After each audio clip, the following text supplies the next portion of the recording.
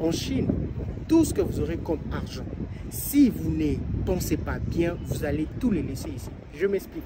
Bonjour à tous, j'espère que vous allez bien. Aujourd'hui, je veux parler un peu de l'affaire du visa en Chine. Parce que beaucoup de gens n'en parlent pas trop. Et après quelques années ici en Chine, je me suis décidé de le faire. Parce que beaucoup de gens ne comprennent pas.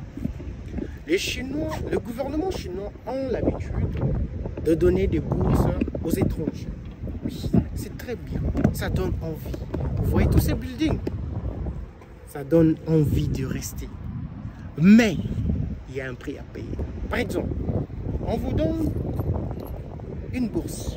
Chaque année, vous avez votre bourse. Genre, on vous donne l'argent chaque mois. Vous économisez pendant ces 4 ans.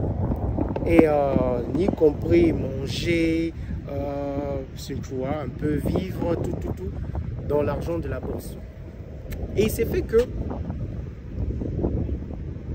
après tes 4 ans, tu vas vouloir rester parce que tu t'es dit, je ne connais pas un peu trop, j'ai oublié un peu mon pays, j'aimerais un peu rester ici parce que la vie est un peu, tu vois, pas facile, mais tu vois, on se débrouille un peu pas mal et puis on a un peu quelques sous. Et pour appliquer cette visa du travail, tu dois avoir une maison. Bon, pas maison, je peux dire, mais tu dois avoir un appartement. Et l'appartement pour louer, c'est minimum 6 mois. Tu dois donner 6 mois cash. Et tu dois payer l'argent. Parce que c'est comme ça en Chine, tu dois payer l'argent pour avoir le visa de travail. Tu dois payer l'argent et puis avoir un travail. Tu dois d'abord avoir un travail et puis payer l'argent si ton travail que tu as eu ne provide pas le visa de travail. Tu dois payer l'argent.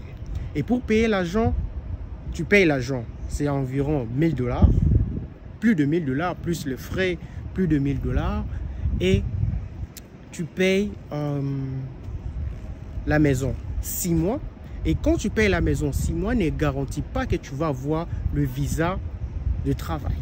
Imagine, tu payes 6 mois de travail, 6 mois de l'accommodation, de la maison que tu as louée. Et puis, on te dit, tu dois payer les argents pour que tu puisses avoir le visa. Et à la fin, imagine comme ça, tu dépenses environ 4 à 5 000. Tu vois, nous, les étudiants n'ont pas assez d'argent. Et tu dépenses environ 4 à 5 000 $ pour rester ici.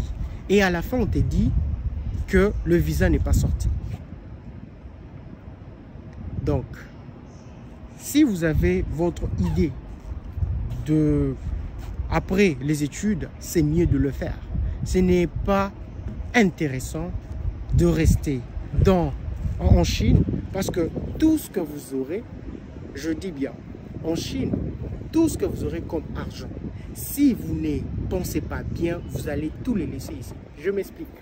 Il y a un ami à moi,